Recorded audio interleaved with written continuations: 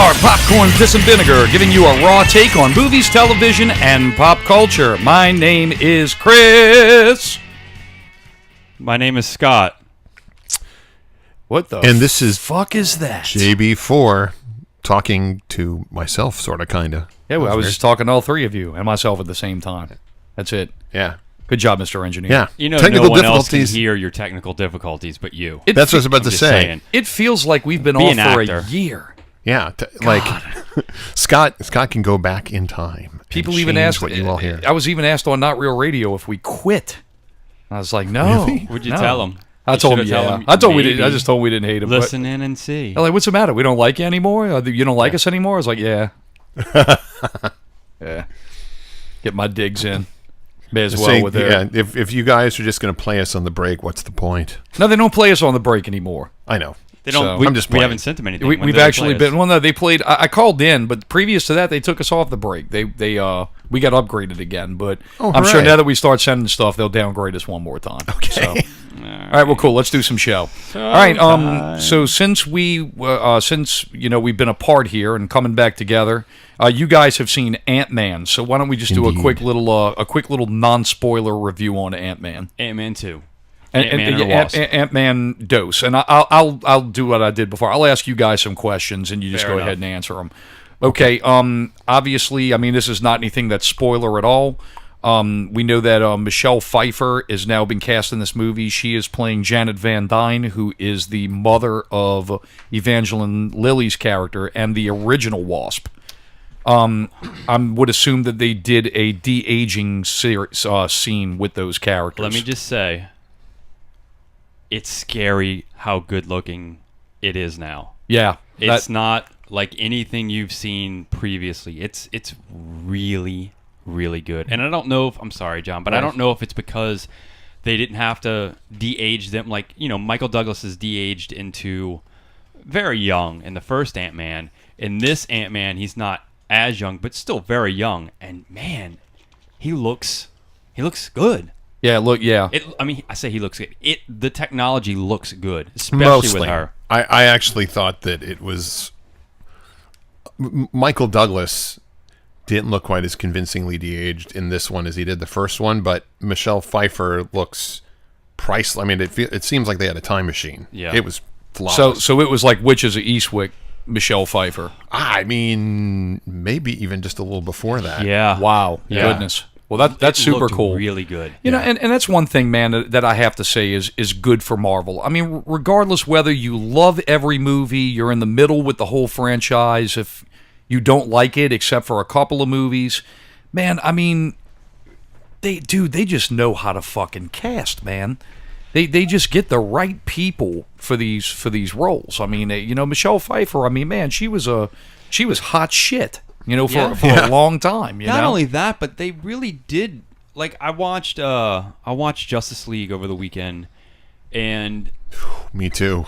I watch it knowing. I mean, you all know how I feel about CGI and CGI faces and all that stuff. And watching Steppenwolf and going, wow, this is kind of play school compared to He what looked like a PlayStation 3 fucking graphic, man. Yep. I PlayStation maybe. Right. Oh god, it was horrible. I had to. I know you guys can beat me down later, but I had to step back and go. This movie really wasn't. It didn't hold up in the length of time that I've watched it since, which was in the theaters. It just didn't hold up now. I completely agree with you. It hasn't held up in the 6 months that it's been out. I don't want to get into that movie, but I could list there are a bunch of things that I kind of maybe endorsed when I saw the film that I don't even touch it now. But anyway, Ant-Man, what Marvel's doing is they have stepped it up, and I mean they stepped it up for this movie, Ant-Man versus the Wasp. They did it, and they really. And I'll say this about this movie, and maybe you'll ask it. It is definitely a refreshing tone.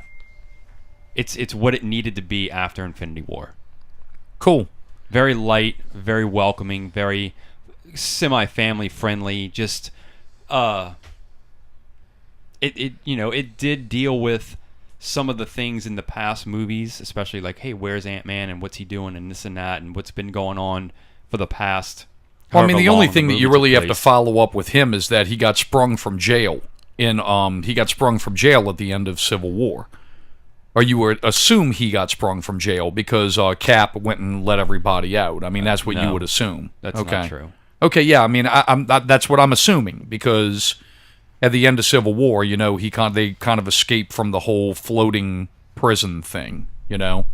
But they get into it. They explain. But that's things, I would assume they do. Yeah, sure. So in other words, this kind of like takes place before Infinity War, and kind of like and spreads out from there. I mean, I wouldn't know. I mean, okay, it's kind of ambiguous. Yeah, when it's happening. I try to. It's just kind of the fun of it. Yeah, it is. It's standalone, but not. It's still in the universe, obviously, but it does stand alone with its own thing, which kind of made me had to sit back and go, what's happening and why and when and who, But if you don't do all that and you just watch it, it's fun. Well, I'm sure the thematic of this carries over into this movie from the first. And one thing I kind of liked about the first Ant-Man that I thought was really cool is that the Pym character, played by Michael Douglas, he's a guy that has as much technology and as much cool shit as Tony Stark. He has a technology that is probably equal to the quantum generator that's in Iron Man's chest. But what's cool is that he thought that Stark was a fucking asshole. So he went off on his own. And I like that thematic. I'm sure that thematic continues to carry on into this movie. But, I like that. It's kind of like it's a little... That's what I get from him. Is that what I mean? Is that it's a standalone thing. Correct. By establishing that in the first movie, it's kind of like, yeah, there's this cool shit that we do, and it happens away from the Avengers because Hank Pym has done everything in his power to stay away from the Avengers. Right. Yeah. So I mean that's what's pretty cool. I would assume that I'm going to go with the fact I haven't seen it or anything, but if I'm watching it and just picking up what you guys are saying, I'm going to assume that it probably takes place shortly before Infinity War, just for the simple fact that the finger snap creates such devastating shit. Disruption, yeah. I mean, dude, it's I can't even see, really honestly, existing in a happy-go-lucky, jokey-joke world, even though half of it's died. And I'll say that about this film, too. It's definitely more of a Wasp movie than it is an Ant-Man movie, but it's definitely more of a Paul Rudd movie. Oh, yes. Like, he is Paul Rudd in this movie, and it is blatant, and it's great, but as far as the Ant-Man versus... I don't mean versus, but as far as Ant-Man and the Wasp, it's definitely more Wasp heavy. Here's what I will say. The first half of the movie is like a 2-star movie, and then the second half is more like a 4-star movie. So, like, it was uneven. I thought the jokes in the first half were just really poorly, lazily written. Like, they were dumb. I mean, no one laughed in the theater. I was in a packed theater, and I was just like, oh, God, is this... What were they on and on about in the reviews? And then Michael Pena has a moment, and when that happens, the movie just takes off. I don't know if this is in the first half, and it actually made me laugh out loud. I saw in the commercial the half-shrunken Ant-Man and the string cheese and juice box joke. I thought it was pretty funny. That one hit pretty good. Fun. That's when it starts to hit its stride. Okay, gotcha. It like they just did it. I'll put here's my other complaint is I didn't think that. I mean, and I love Evangeline Lilly. I thought that she was really underutilized and shallow. Like there was a whole lot of character development other than her going, "You should have called me for Civil War. You should have called me when Cap called you." That's pretty much it. So in other words, she kind of walks around the movie bitter, basically. Not even bitter, just sort of goal oriented. Oh, I told you so. No, I told you so. Kind of snark, but it's a by the numbers Marvel formula. The villain is actually complex and interesting. Yeah. Oh, really? Okay. Yeah. So in other words, she's good. That's a lot of people have been hyped on the villains, and that's been going on lately. Yeah. I mean, Thanos got a lot of love. Yep. I mean, previous to the Thanos, Black Panther. I thought all the villains were really kind of shitty, with the exception of Loki. but I thought Thanos was a good villain. I thought that Killmonger was a great villain. I liked him a lot. And I'm hearing good marks about. I guess this character is called the Ghost. Ghost, yeah. And the one thing that the Netflix TV Marvel aspect beat the cinematic universe to was more complex and interesting villains. Well, I mean, but then again, of course, you also have 13 hours to develop said villain. It's true, but I'll put it to you this way: whatever. If that was an excuse, they figured out what the problem was. Yeah, they did it. You know? They did it in an hour and 40. Well, or whatever, nothing. An hour 45. Still to this day, even Thanos included, you can't beat the fucking Purple Man and the Kingpin. Oh, God, no fucking way. I mean, dude, that's the cream of everything in Marvel. I mean, there's no villains better than those characters. Period. So two end credit scenes. That was the only thing that I had left as the villain. You guys brought that up, but my other one is they say that these are the greatest end scenes in the history of Marveldom. I won't say that because I feel like a lot of the end credit scenes are good, but there's always like a good one and a silly one. I think even though one of these cut scenes may seem silly, it's very important. Okay. Of how it isn't as silly as it may have been portrayed on screen. People might go, "Oh, that's kind of funny," and then walk out. It's not. It actually, when you think about what's going on in this end credit scene, you're like, "Oh, damn, okay." We'll have to talk about that at the end because I was like, I felt the same way about the end sequences as I did about the first half versus second half. One was like, "Yeah, awesome," and the other I was like, okay. That was okay, but Scott has an angle on it that we cannot disclose because Chris hasn't seen it. Yeah, that's and my intention is I had an extremely hellacious week, but I'm going to see this movie even if I have to go see it by myself next week. So I want to really catch it. It's fun. Just giving a couple of news items that are kind of related to this and our whole Marvel and especially Ant-Man. First one is that Peyton Reed. I've been kind of reading some of the interviews from the media rounds from the directors and actors, and Peyton Reed, which I thought was really fucking cool, is that he tries to put cameos in these movies that are related to things that deal with the whole concept of shrinking, growing, and even to the point to where Garrett Morris had played Ant-Man in a Saturday Night Live skit in the 70s. He even put Garrett Morris in the first movie. Right. Holy shit. I didn't he said he was the cab driver. Yeah. He's a cab driver in the first movie. If you remember the iconic SNL skit where Belushi played the Hulk and Bill Murray played Superman, in that Garrett Morris played Ant-Man. So he cast Ant-Man, Garrett Morris in the first movie. That's funny. Well, I wondered why he was in it. Yeah, that's why he was in it. That's hilarious. What I think's really fucking cool is that one cameo he's been trying to get, and he said he tried the first time, the second time, couldn't make it happen. He said if they get an Ant-Man 3, he promises it'll happen.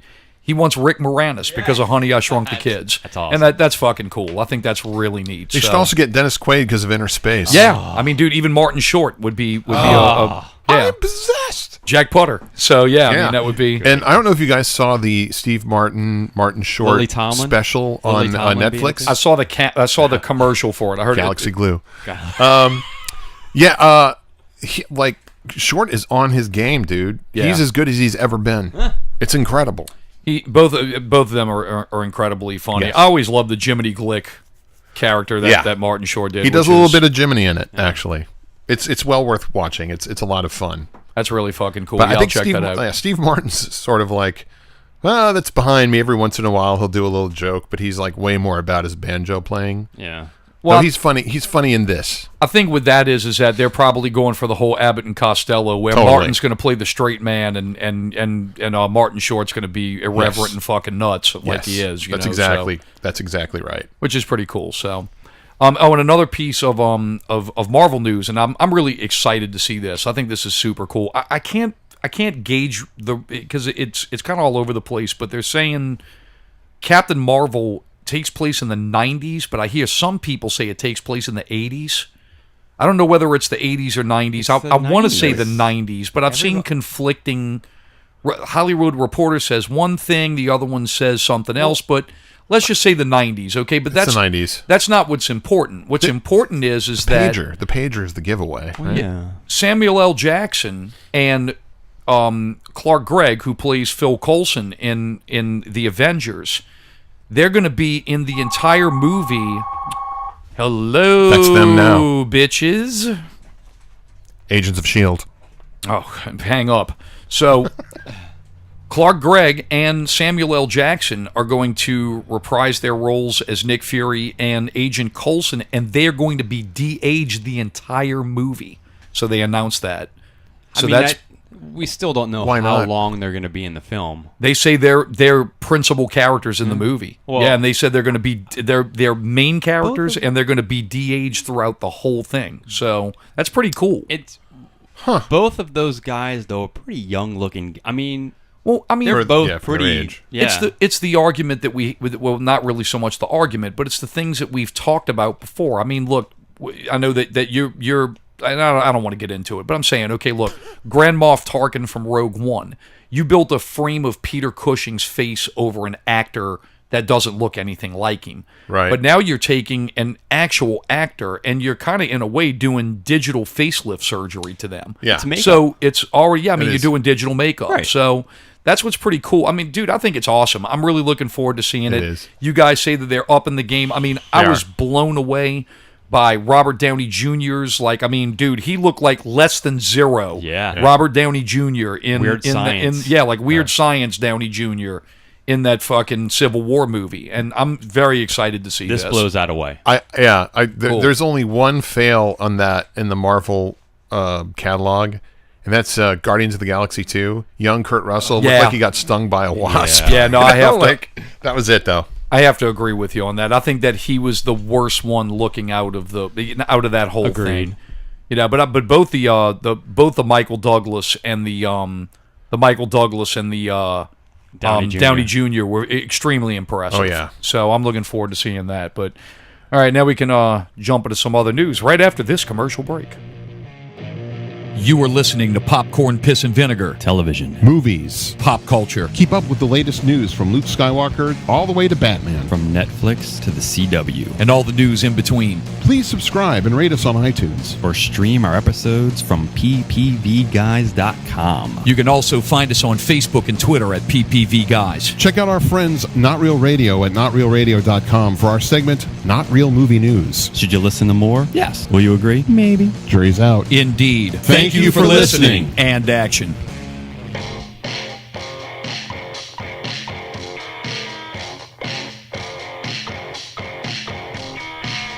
All right, so one more here from Marvel. Kate Shortland. She's a director of indie movies. She did a movie called Lore, and she did another movie called Berlin Syndrome, two of movies I've never heard of. But me either. She has been tapped to direct a movie based on Black Widow for Marvel.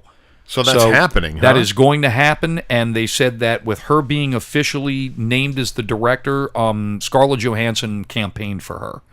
So they had it down to a short list of 3 directors, but ScarJo stepped in and said, "Look, if I have any say over it, get Kate Shortland."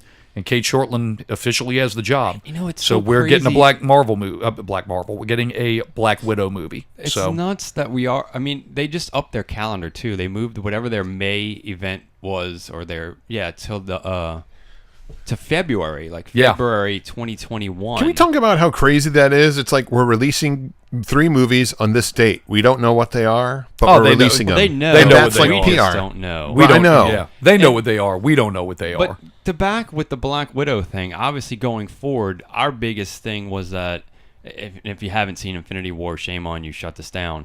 But our biggest thing was all the core characters are going. So this may be one of those where they bring back Black Widow in a prequel type thing, or they insert her story before Infinity War, or some kind of thing where even if she does go, we can still live on with these characters, can still play out. Or it could be her dealing with the loss after the last Infinity War. And it could be that too. I mean, her and Cap are pretty tight, and we have all expressed views that Cap's going to die. That would be interesting. Does she live? I'm saying she could. She could, true. I'm saying if she dies, this movie could still take... In any of these guys' movies can come out, and it could all just take place in 4. Well, Feige came out straight and said, "Look, you know, you don't know what you think you know." Right. He said, "There's going to be a whole lot of stuff." He said, "You're going to see He said, "There's going to be a lot of characters that you know and love that are going to go away, but there's going to be a lot of them that are going to stick around, and there's going to be some all new ones that you've never heard of before." So there you go. I trust the process. Dude, look, as far as I'm concerned, look, I'm curious to see what happens after Avengers 4. Not only from a story perspective, but I'm interested to see is the brand's strength. Well, from a business perspective. Right. Is the brand strength going to stay as crazy as it is? I think Spider-Man is your test then. Because Spider-Man happens right after. And if Spider-Man can bring in people, you know, oddly right after Infinity War, which is going to be insanely successful. That's it. Like, people are like, "Oh, I'm still on board, even though A, B, and C died. I'm in." Well, and on top of that too is if they come in with announcements and say, "Look, okay, so look, Avengers 4 is over. We're moving forward. Oh, by the way, X-Men, Fantastic Four, absolutely, pow." You know, I mean, fuck. Then you got them right back. You got them right back where you want. It just becomes important with casting decisions. Yeah. Who do you cast? I think that's what I'm interested. Yeah, me too. I think they would be fucking dumb if they don't cast a young Wolverine. They need a character. They need an actor. They need to reboot it. They need an actor that can stand with the test of time. They need a guy that can play the role long term. Yep. So I mean, I don't know what's supposed to happen in this next X-Men movie, and I don't really care. But you don't think they're going to bring like McAvoy in as no? No, I think it's going to be a clean sweep. I think that if Marvel. I don't think Marvel it's going to do nothing but confuse their timeline and their history. Exactly. Fair enough. The new broom is going to sweep clean, and they're going to make it in their image. That's what everybody wants. That's what they know what people want. Yeah. Yeah, this is... Thank you, Fox. Thank you for your service. You know, we'll pump the movies. You can watch it on FX on a Sunday afternoon. You can watch it on our streaming channel. Here's the new shit. The only Fox legacy actor I think they'd keep is Ryan Reynolds for Deadpool. Yeah, I agree with you. And you can get away with that for obvious reasons. Right. And he's super meta. Yeah, I totally agree with you. I think that's the only one that you stay with. And what's funny about it is that you could even write the storyline to where Ryan Reynolds is like, "Yeah, hey, guess what? I'm part of Disney now." So I mean, the character wear the Mouseketeer ears. Yeah, right, exactly. So and of course he could just say, I can see him looking at whoever the new Xavier is and going, "Did you get a haircut? You changed something." Right. Yeah. You know, like, so. Well, and that's the thing. Professor X shows up in the thing, and they have a new Professor X, and he's like, "Oh, another one." You know, so I mean, that's exactly it. So, Joaquin Phoenix is officially playing the Joker, and he was interviewed, and he said he was impressed with the world that Todd Phillips has created. And he said the prospect of the history of this role scares the shit out of him. So he's like, I'm all about playing it. So right. Well, good for him. I think he's. Do I want this movie? Not remotely. But dude, Joaquin Phoenix is the fucking Joker. I can't help but be interested. I don't want this movie, but I do want it to be good. So is this movie theoretically could have him as the Joker, and he can never wear the makeup because it's an origin film, right? I think so. So this could be him as just like who knows, a villain or a kingpin or whatnot, making his way around the city causing crime and never wear the makeup till the end. What's really interesting, though, they said that this Joker movie is low budget.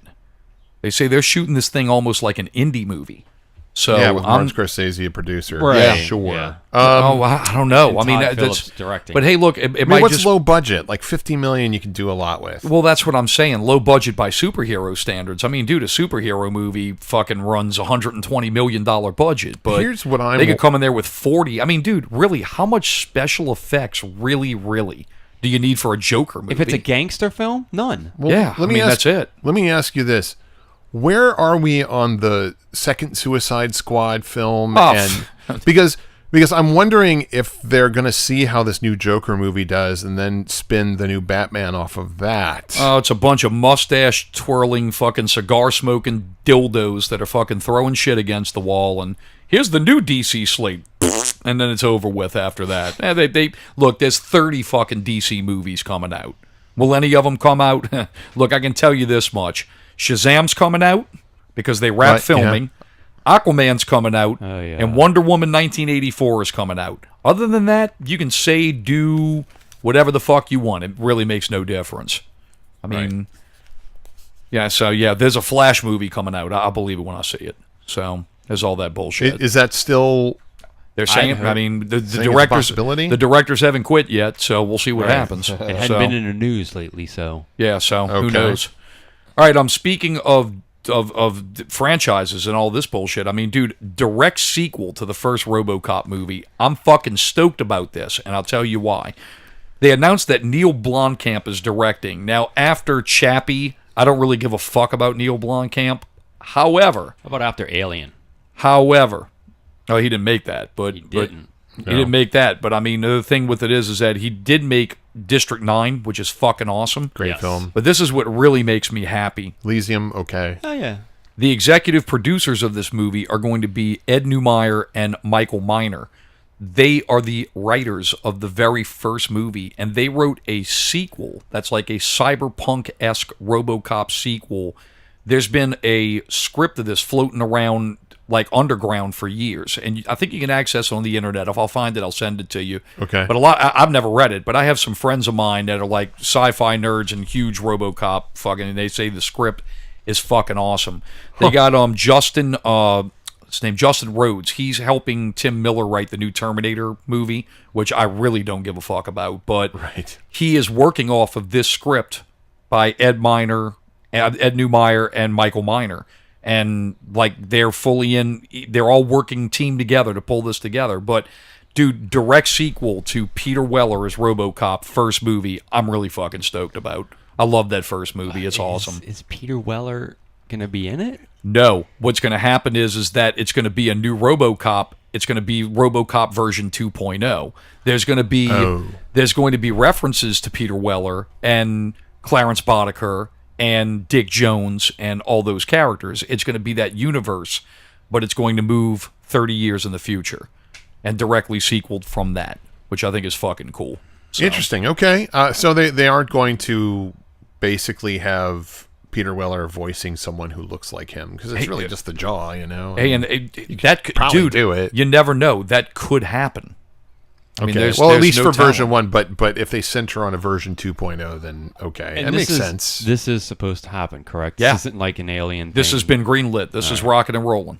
So, I mean, I'm in. Oh, I'm totally in. Oh, man. You know? But fucking A, I love that first RoboCop movie. Just don't fucking put D. Antwoord in it and we're good. Yeah, right. All right. I didn't mind the remake or whatever it was that they put out. Oh, the one where Kinnaman played RoboCop. And if it wasn't if it wasn't called RoboCop and connected to that in any way, it would have been like a really great Black Mirror episode. Sure. Yeah. Well, the only thing I'm hoping for is in Blomkamp, I think he can pull it off. That fucking satirical commercial shit. Yes. I hope that is all over it, man. And I think it's definitely a movie that's ripe for a reboot. Really, really cool shit. Yeah. Or ripe for a return, really. So I think that's down. awesome. If you're going to play James Bond one more time, you may as well live it out large.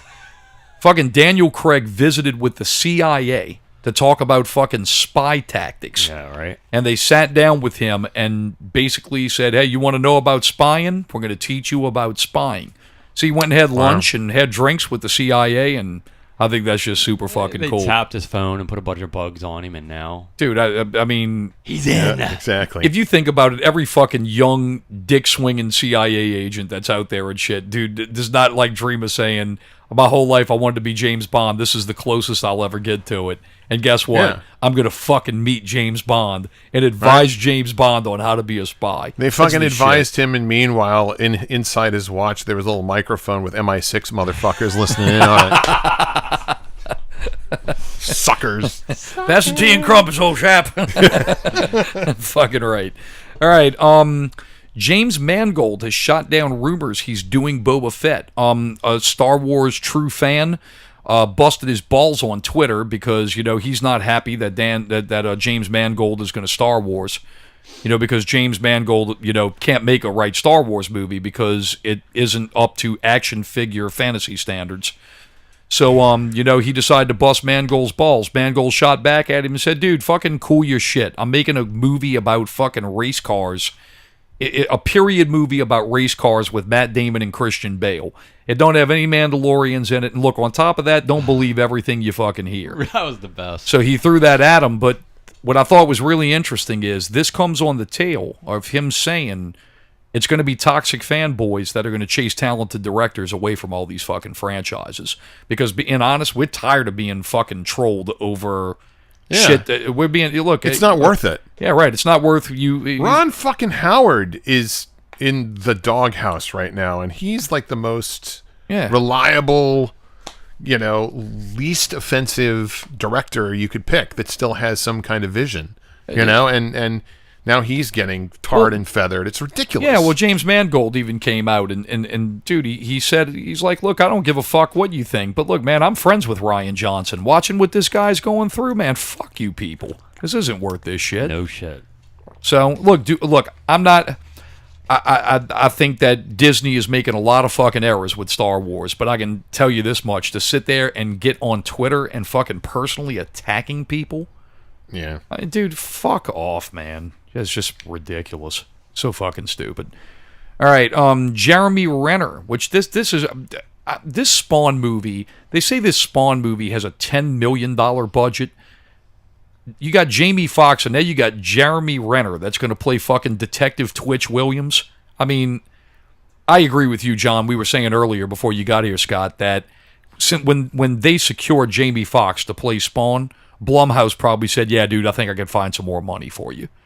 Because, man, there ain't no way you can get Jamie Foxx and Renner for fucking $10 million, man. I just don't see it. Unless there's a favor.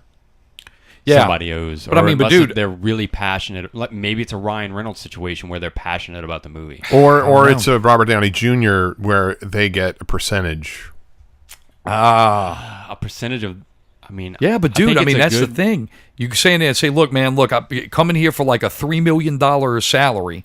But the thing with it is you're going to get some fucking serious points if this thing grosses, dude. Let's say that movie, even on a $10 million budget, let's say that movie grosses just $300 million, which is small for a fucking superhero. And does Spawn have the popularity of these other characters? To comic book fans, yes. Rated R. To non-comic book fans, no. And good point, rated R.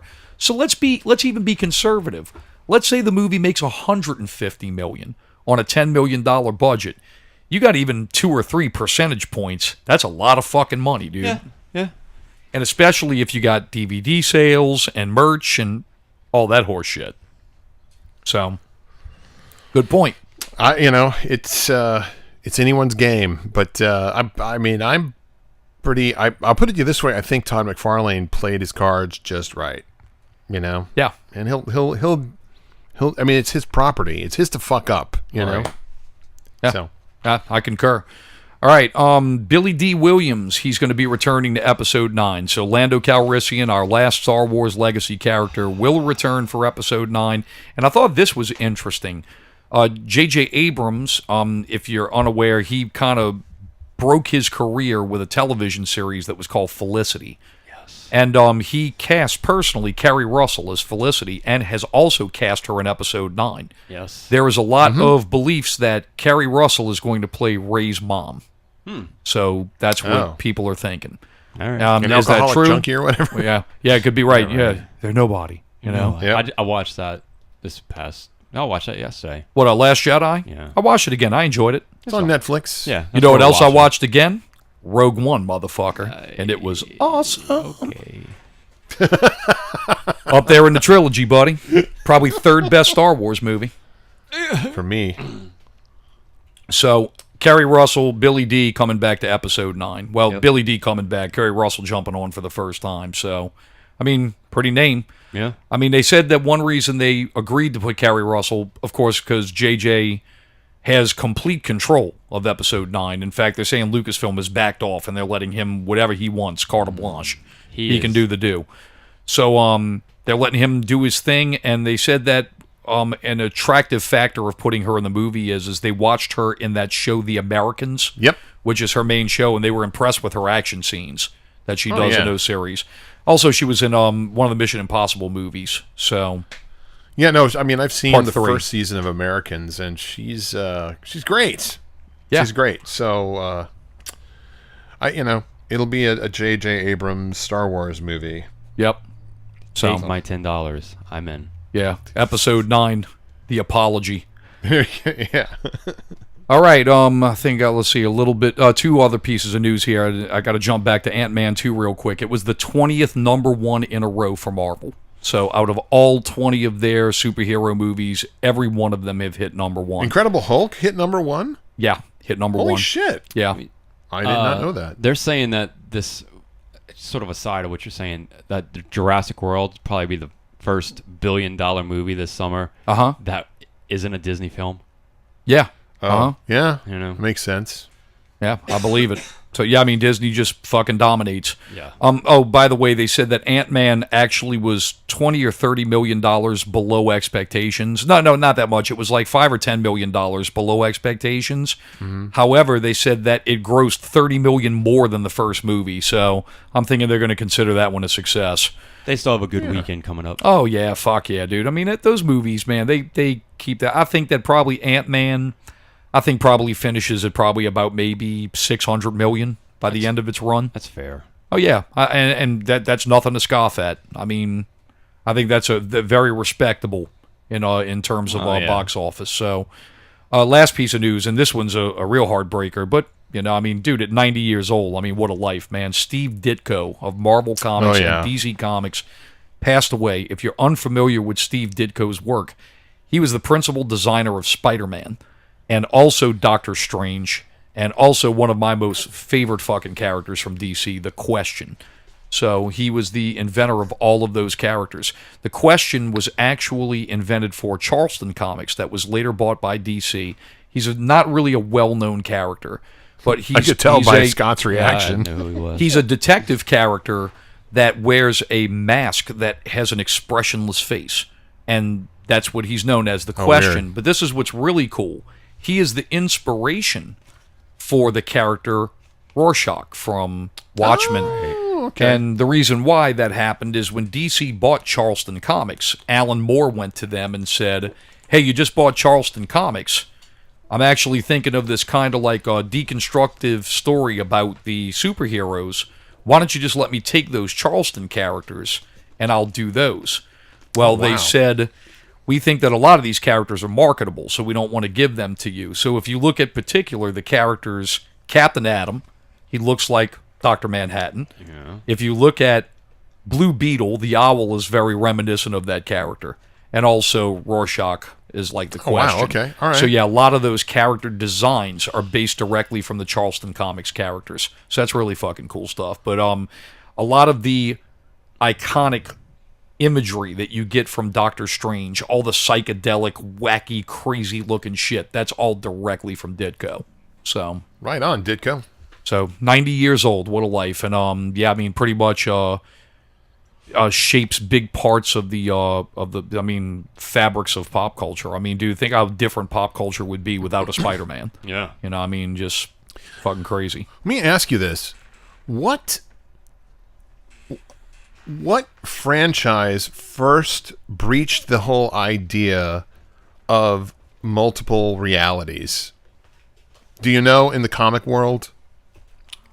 Oh, no, I have no idea. Okay, because it would seem to me that Doctor Strange would be the ground that would be worked out in, Oh, yeah. I mean, without question. I think that he's definitely the one. Yeah, I seem to recall that notion being introduced.